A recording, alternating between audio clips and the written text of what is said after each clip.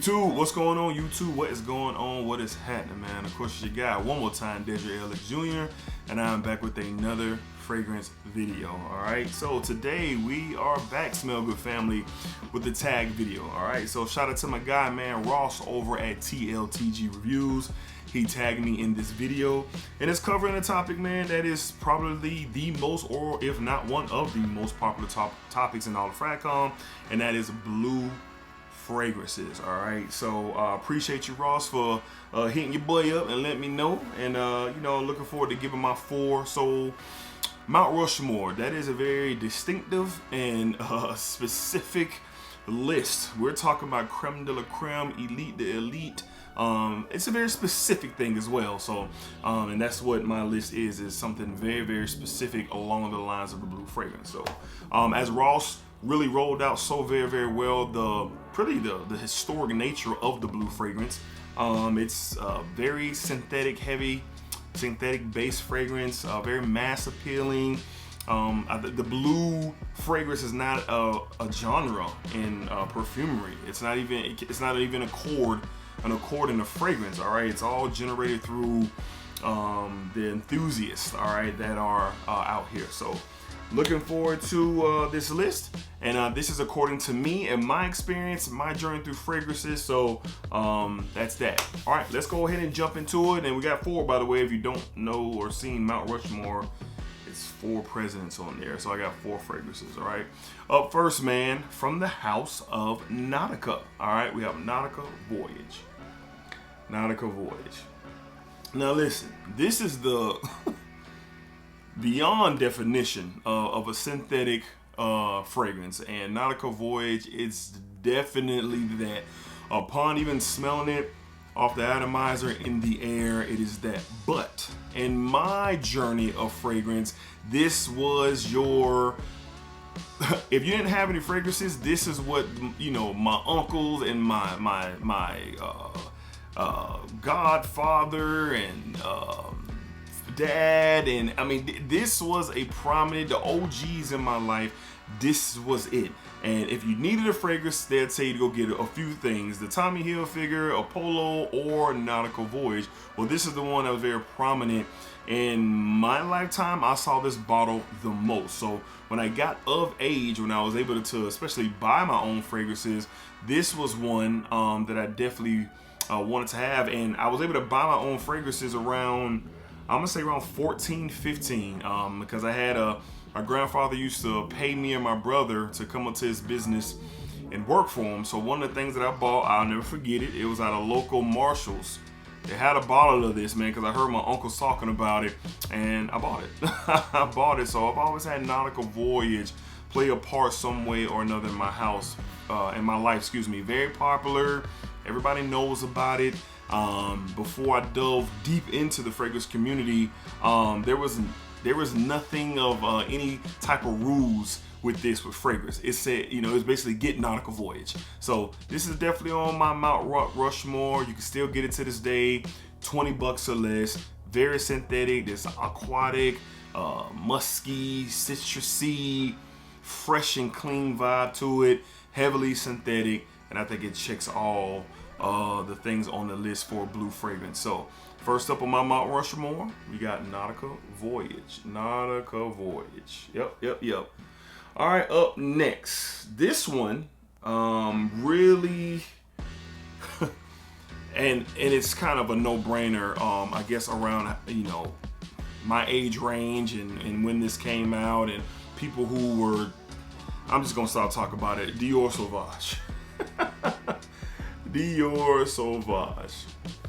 This is a groundbreaking fragrance, especially in my neck of the woods, and I'm sure yours as well. Now, the Dior Sauvage DNA is still prevalent till this day. They have many, many flankers. I'm holding one in my hand. But what this did, especially for my age range, we're in my mid-20s, no, probably my mid to late 20s, let's say late 20s, when this kind of really became a real thing, where everyone and their mom knew about Dior Sauvage. Wherever you went, you smelled Sauvage. What this was a reason for all the fly guys, all the fly guys, all the athletes, the fly guys, the dope boys, the everybody, the school teachers, the barbers, everybody was wearing Dior Sauvage. You couldn't get away from it.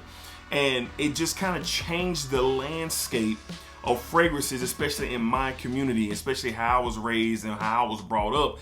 It wasn't Creed, it wasn't none of those other things. No. It wasn't Dolce & Gabbana, light blue, it wasn't none of that. It was this. You go to the barber shop and the barber's got it sitting in the barber console. So when you're done with a cut, you get a couple sprays of Sauvage. Like, this is what it was. This is what it is. And this will forever be the representation of fragrance, especially in my community, and maybe all communities, but I just could just speak on what my eyes seen, and this is it. You go to the mall, the ladies want you to smell like it, the sales reps are trying to sell it to you, and we're buying it. All right, so definitely on the Mount Rushmore, no matter how I feel about it today.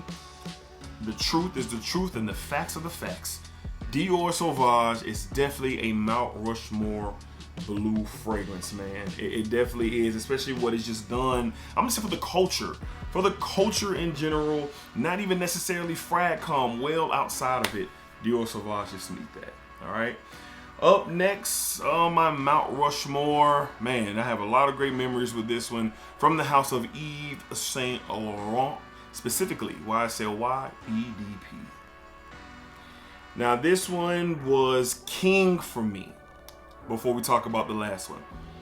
This was, when I first smelled this, again, mass appealing, synthetic touch, just that whole blue vibe aura is what you get here, but on, to me, like on not on a different level, but just on a different playing field, because I had never smelled anything like this with already having experiences with Sauvage and Polo Blue and Nautica Blue and Aqua di Gio. I mean, I already having experience with it, but this one was just different to my nose.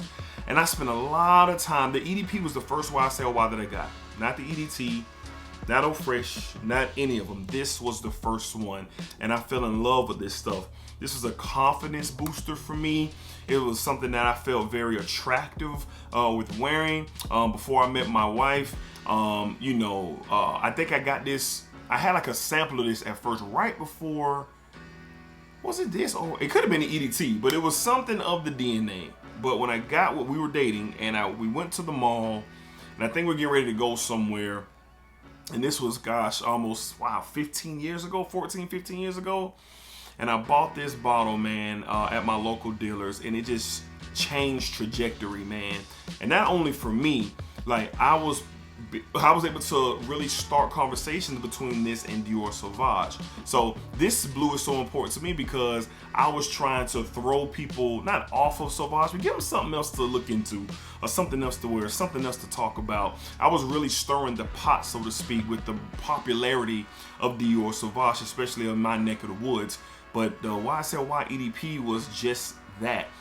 Women loved how it smelled. The homies loved how it smelled. They had to have them a bottle. It just really slowly started to take off. And performance was a big thing, just like the Sauvage. So they were kind of running neck and neck of what you're gonna get out of these blue style fragrances. But this was the one for me that I enjoyed much more than Dior Sauvage.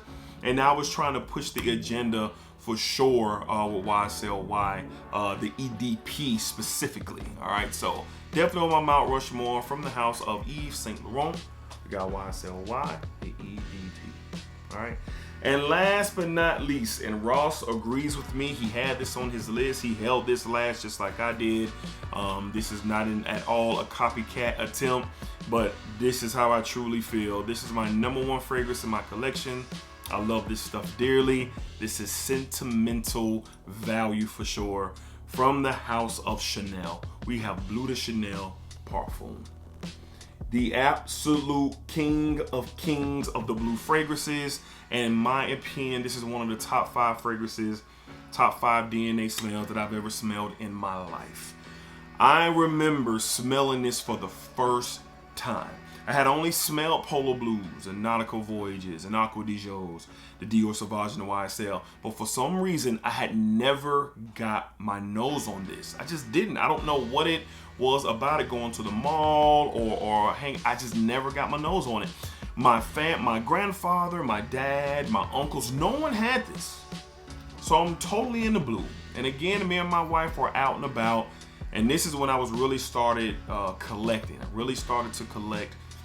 And the woman that kind of says, hey, you know, have you ever, she started showing me 1 million Versace Arrows, showing me everything.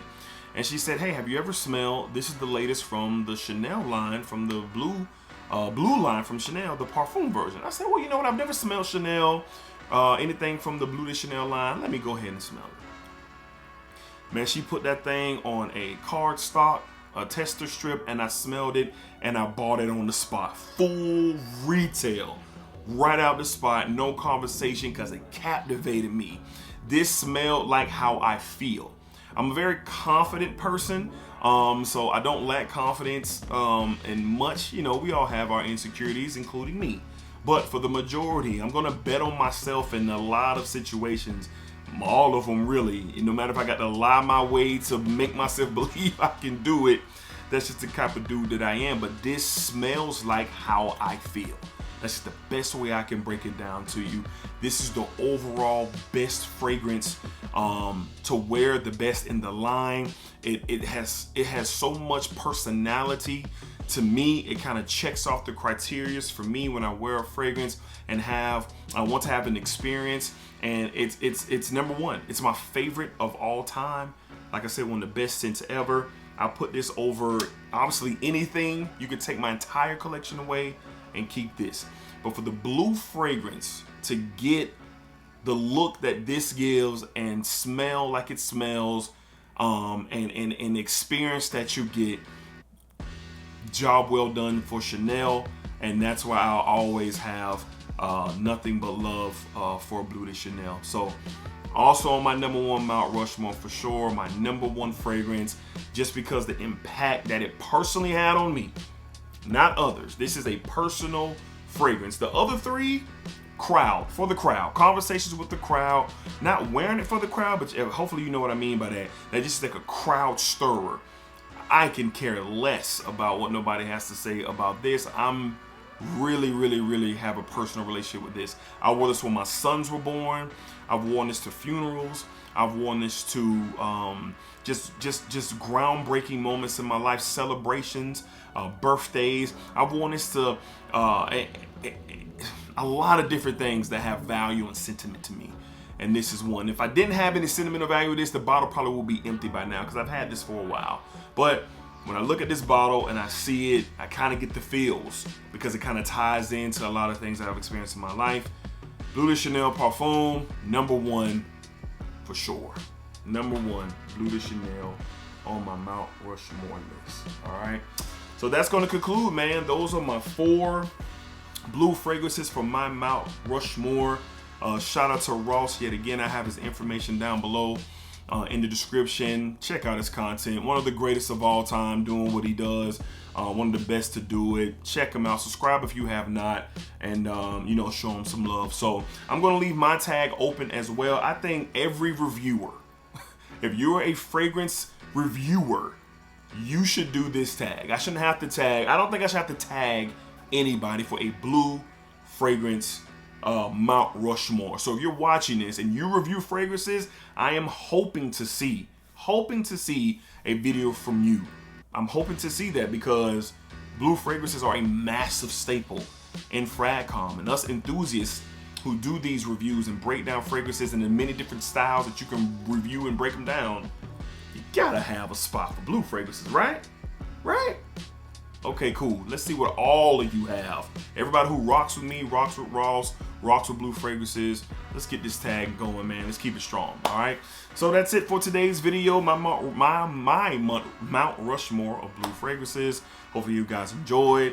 But definitely, this is a video where you kind of spend time explaining the relationship with these fragrances, and I hope I was able to keep you guys along the road for that. All right. So until next time, y'all know what's good. Splack it up, splack it down, splack that thing all around. And remember, folks, whatever you put onto this world, that's exactly what you are going to get back. Ross, salute. Appreciate you, man. All right, y'all.